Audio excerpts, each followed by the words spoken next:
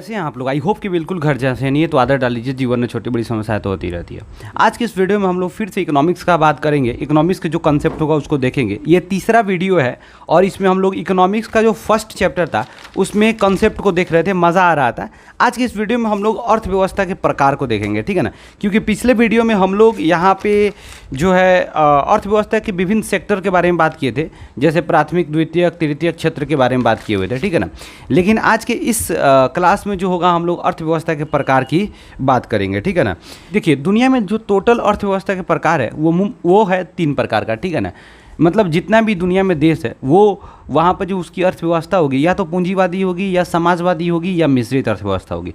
अर्थात हम लोग अगर देखेंगे तो अर्थव्यवस्था को मुख्य रूप से हम लोग 3 तरह से बांट सकते हैं। एक पूंजीवादी अर्थव्यवस्था, दूसरा समाजवादी अर्थव्यवस्था और तीसरा मिश्रित अर्थव्यवस्था। बहुत ही इंपॉर्टेंट बात है, याद रखने वाला चीज़ है, ये अर्थव्यवस्था का प्रकार है। हम आपको एक बार बताए थे अर्थशास्त्र का प्रकार, तो एक व्यष्टि अर्थशास्त्र, समष्टि अर्थशास्त्र, जिसको इंग्लिश में माइक्रो और मैक्रो बोला जाता था, ठीक है ना। तो आप समझिएगा, जो है ना, कन्फ्यूजन मत रखिएगा दिमाग में कि अर्थव्यवस्था की अर्थशास्त्र है, ये अर्थव्यवस्था का प्रकार है, ठीक है ना। जैसे हमारे देश में क्या होगा, अर्थव्यवस्था होगा, ठीक है ना, जिसके अंतर्गत हम बहुत सारे कार्यों को करते हैं, वहाँ से पैसा कमाते हैं और अपना जीवन यापन करते हैं, ठीक है। तो अब बात आता है कि चलिए हम एक एक करके चीज़ों को समझते हैं कि पूंजीवादी क्या होता है, समाजवादी क्या होता है और मिश्रित अर्थव्यवस्था क्या होता है, ठीक है ना। समझते हैं थोड़ा सा।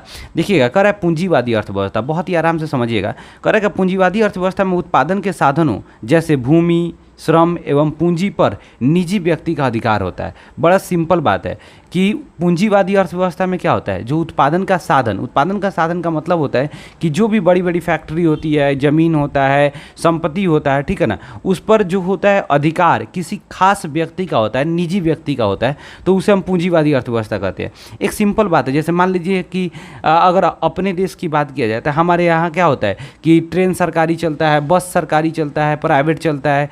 अगर बात करेंगे हम लोग की बैंक में भी बात करेंगे तो सरकारी बैंक भी चलता है, प्राइवेट बैंक भी चलता है कि नहीं चलता है। तो हम लोग में मिला हुआ है, बात समझ गए, सरकारी प्राइवेट। लेकिन कोई कोई देश ऐसा है जहाँ पर क्या होता है, केवल प्राइवेट बैंक ही होगा, केवल मतलब वहाँ पर प्राइवेट बस ही चलेगा, प्राइवेट ट्रेन होगा, ठीक है ना। तो वहाँ पर जितने भी साधन होंगे, बड़ी बड़ी साधन जो होगा उत्पादन का, ठीक है ना, या तो सेवा का उत्पादन कर रहा हो या फिर क्या कर रहा होता है, वहाँ का वस्तु का उत्पादन कर रहा हो, तो वहाँ पर किसी निजी व्यक्ति का अधिकार होता है। कहाँ पे? पूंजीवादी अर्थव्यवस्था में, ठीक है ना। अब आइए, इस अर्थव्यवस्था में उत्पादन का मुख्य उद्देश्य निजी लाभ कमाना होता है। अब बड़ा सिंपल बात है, जब कंपनी, बड़ी बड़ी फैक्ट्री जो होगा किसी निजी व्यक्ति का होगा, तो वो जाहिर सी बात है कि चाहेगा अधिक से अधिक लाभ कमाए और अधिक से अधिक पूरे दुनिया में क्या हो, हम धनी व्यक्ति बने। जैसे आपको देखते हैं ना, बार बार ये लिस्ट निकलता है कि दुनिया में सबसे धनी व्यक्ति कौन है, दूसरा सबसे बड़ा कौन है, पहला सबसे बड़ा धनी व्यक्ति कौन है, ठीक है ना। तो इस तरह की बार बार चीज़ें होती है और ये कहाँ होता है, जो है पूंजीवादी अर्थव्यवस्था में होता है। बात समझे कि नहीं? थोड़ा सा 1 मिनट रुकिए, पानी पी लेते हैं हम।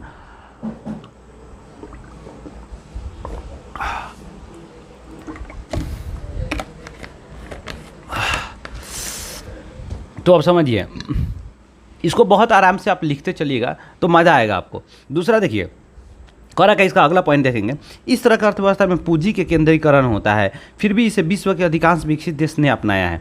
अब जो पूंजीवादी अर्थव्यवस्था होता है ना, इसमें पूंजी यानी पैसा का जो होता है केंद्रीकरण होता है। केंद्रीकरण सिंपल कहने का मतलब ये होता है कि दुनिया में जहाँ भी और पूंजीवादी अर्थव्यवस्था होगा वहाँ पर क्या होगा, पूंजीपति लोग सबसे ज़्यादा धनी होते हैं। जो पूंजी लगाया हुआ होता है, जो फैक्ट्री बनाया हुआ होता है, जैसे मान लीजिए कि अमेजन का मालिक है, ठीक है ना, जिसके बाद जो गूगल का मालिक है, फेसबुक का मालिक है, ये कितना धनी व्यक्ति होगा, अरबों खरबों में इनका संपत्ति होता है।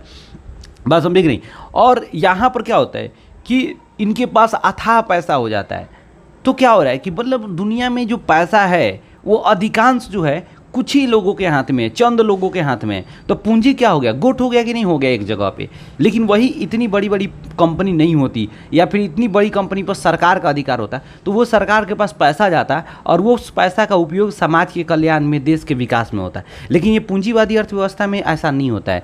सबसे ज़्यादा जो धनी व्यक्ति होते हैं उनके पास पैसा का कमी नहीं होता, अथाह पैसा होता है, और बाकी लोगों के पास बहुत कम पैसा होता है, ठीक है ना। तो इसका मतलब यही ना हुआ कि यहाँ पूंजी क्या हो रहा है, गुट हो जा रहा है कुछ ही लोगों के पास। तो गुट होने का मतलब वहीं केंद्रीकरण हो जाता है, ठीक है ना। और जितने भी अधिकांश विकसित देश है वो सभी के पास किस तरह की अर्थव्यवस्था है, वो सभी के पास जो है आपका पूंजीवादी अर्थव्यवस्था है, ठीक है ना। अगला देखेंगे, America, Japan, Britain, Australia, Singapore, Canada आदि देश में क्या है, पूंजीवादी अर्थव्यवस्था है। एग्जाम्पल समझ जाइएगा। इस अर्थव्यवस्था के खिलाफ मार्क्सवाद के विचारधारा की उत्पत्ति हुई थी। अब कहेगा मार्क्सवाद की जो विचारधारा थी वो किस अर्थव्यवस्था के खिलाफ में था, तो पूंजीवादी अर्थव्यवस्था के खिलाफ में, ठीक है ना। इतना तो क्लियर हो जाएगा। अब समझिए आराम से एक एक चीज़ों को समझिएगा। करेगा अब समाजवादी अर्थव्यवस्था जो दूसरा पार्ट है उसको हम समझेंगे। समाजवादी अर्थव्यवस्था क्या होता है, करेगा समाजवादी अर्थव्यवस्था में उत्पादन के साधनों पर देश के सरकार का अधिकार होता है। अभी हम क्या देख रहे थे कि पूंजीवादी व्यवस्था में उत्पादन का जो साधन होता है, बड़ा बड़ा जो कंपनी होता है, फैक्ट्री होता है, उस पर किसका अधिकार होता है, उस पर निजी व्यक्ति का अधिकार होता है। लेकिन समाजवादी अर्थव्यवस्था में क्या होता है, सरकार का अधिकार होता है, ठीक है ना। तो हम बड़ा सिंपल बात है कि दोनों को चीज जो है ना कंपेयर करके समझिएगा तो मज़ा आएगा आपको, ठीक है ना। अब समझिए थोड़ा सा क्या कह रहा है, कह रहा है कि इस तरह के अर्थव्यवस्था में, इस तरह का अर्थव्यवस्था उत्पादन का मुख्य उद्देश्य लोक कल्याण यानी लोगों के कल्याण करना एवं राष्ट्र का विकास होता है, ठीक है ना। यहाँ केवल लाभ कमाना उद्देश्य नहीं होता है। देखिए पूंजीवादी अर्थव्यवस्था में ज़्यादा से ज़्यादा लाभ कमाने का उद्देश्य होता था लोगों का, लेकिन समाजवादी अर्थव्यवस्था में क्या होता है, सरकार जो है लोगों का भलाई पहले देखेगा। जैसे मान लीजिए कि आप देखेंगे एक जियो कंपनी है, ठीक है ना, प्राइवेट कंपनी है, लेकिन सोचिए जियो कंपनी शुरू में क्या हुआ, फ्री में दिया, बाद में 239 रुपये कर दिया कि नहीं कर दिया, तो कितने गरीब लोगों को भी दिक्कत होता है वहाँ पर रिचार्ज कराने में, होता है कि नहीं होता है। लेकिन वही अगर जियो कंपनी सरकार का होता है तो सरकार उसका रिचार्ज बहुत कम रखता है, 30 रुपये 40 रुपये रिचार्ज रखता है, ताकि गरीब से गरीब आदमी भी उसको क्या कर सके, रिचार्ज करा सके, एफोर्ड कर सके उस चीज़ को, ठीक है ना। इसीलिए सरकार का जो समाजवादी अर्थव्यवस्था होता है वहाँ पर सबसे ज़्यादा ध्यान रखा जाता है कि जो लोगों का कल्याण हो, कहीं पे लोगों का शोषण नहीं हो, बात समझे कि नहीं। लेकिन पूंजीवादी अर्थव्यवस्था में अब व्यक्तिगत किसी निजी व्यक्ति का अधिकार है तो उसको जैसा मन करेगा वैसा करेगा, ठीक है ना। तो वो चाहेगा अधिक से अधिक लाभ कमाए, बात समझे कि नहीं, दुनिया में सबसे धनी व्यक्ति बन जाए। इसके लिए क्या होगा, उसकी सामान महंगा होते चला जाएगा। क्लियर है ना। अब आइए कह रहे कि चीन, क्यूबा, वियतनाम आदि देशों में समाजवादी अर्थव्यवस्था है, बात समझे कि नहीं। अगला, मार्क्सवाद की विचारधारा इसी अर्थव्यवस्था का समर्थन कर दी है। अब मार्क्सवाद की जो विचारधारा थी वो किसके अर्थव्यवस्था के समर्थन में थी, आप देखेंगे समाजवादी अर्थव्यवस्था के समर्थन में। किस अर्थव्यवस्था के खिलाफ में बोलेगा, तो पूंजीवादी। अब आइए मिश्रित अर्थव्यवस्था, ना बवाल क्वेश्चन है, समझिएगा, क्योंकि भारत से संबंधित है। इस अर्थव्यवस्था में उत्पादन के साधनों पर सरकार तथा निजी व्यक्ति दोनों का अधिकार होता है, अर्थात यह समाजवादी एवं पूंजीवादी दोनों का मिश्रित रूप होता है। क्लियर बात है, ठीक है ना, समझ गए आप। अगला समझिएगा, भारत, नेपाल, फ्रांस जैसे देश में मिश्रित अर्थव्यवस्था क्या होता है, चलता है। क्लियर हो गया कि नहीं हो गया। मिश्रित अर्थव्यवस्था क्या है, समाजवादी अर्थव्यवस्था क्या है और पूंजीवादी अर्थव्यवस्था क्या है, क्लियर हो गया, ठीक है ना। अब समझना है, एक एक चीज़ को आराम से समझिएगा, ठीक है ना। अब यहाँ से जो हम लोग शुरू करेंगे, मात्र 2 वीडियो और बनाएंगे और अर्थव्यवस्था का विकास को लेकर के हम आपको वीडियो बनाएंगे और वहाँ पर आपको समझा देंगे, ठीक है ना। यहाँ तक अर्थव्यवस्था के प्रकार समझ जाइए, छोटा छोटा वीडियो होगा, मज़ा आएगा, आपको भी पढ़ने में मज़ा आएगा, ठीक है ना। कोई किसी भी तरह का समस्या भी नहीं होगा, आप पढ़ भी लेंगे, ठीक है ना। नोट्स भी बनाते चलिएगा, इसका टोटल नोट्स टेलीग्राम चैनल पर डाल देंगे। अगर भाई साहब टेलीग्राम चैनल पर आप ज्वाइन नहीं किए हैं तो आइए टेलीग्राम चैनल जो मेरा एडुबनी है उस पर ज्वाइन कर जाइए, जो भी हम पढ़ाते हैं उसका नोट्स दे देंगे। देखिए टॉपर के नोट्स के चक्कर में मत पड़िए, ठीक है ना, क्योंकि टॉपर का नोट्स कभी ज़िंदगी में इतना अच्छा नहीं हो सकता है जितना हम आपको नोट्स बढ़िया दे रहे हैं, ठीक है ना। और अपना नोट्स बनाइए। आप कब सीखिएगा नोट्स बनाना, कब आप अपने अंदर ये कला लाइएगा, कब अपने अंदर ये स्किल डेवलप कीजिएगा कि खुद से नोट्स बनाए, खुद से क्वेश्चन आंसर तैयार करें। दूसरे किसी के तैयार किए हुए क्वेश्चन आंसर नोट्स पर कितना आप कर पाइएगा, जीवन में क्या कर पाइएगा, कुछ नहीं। नंबर तो अच्छा आ जाएगा लेकिन जीवन में कुछ नहीं कर पाइएगा। इसलिए नोट्स खुद बनाइए, नहीं तो फिर जिंदगी में भाई साहब वो होता है ना कि दूसरे के किए पर रहना, बात समझे कि नहीं। जब वो आदमी हट जाएगा, ठीक है ना, तो इसीलिए अपने पैर पे खड़ा होना सीखिए, क्योंकि ज़िंदगी भर कोई भी आदमी साथ नहीं रहने वाला है, ठीक है। इसलिए तो कोई भी टॉपर है, कुछ भी है, उसके नोट्स पर भरोसा नहीं करना है, बात समझे कि नहीं। उसके नोट्स पर डिपेंड नहीं रहना है। खुद से नोट्स बनाइए, सीखिए। तकलीफ होगा शुरू में, बात समझे कि नहीं। जब तक दर्द नहीं होगा भाई साहब समझ जाइए कि आपको कुछ फ़ायदा ज़्यादा होने वाला नहीं है, ठीक है ना।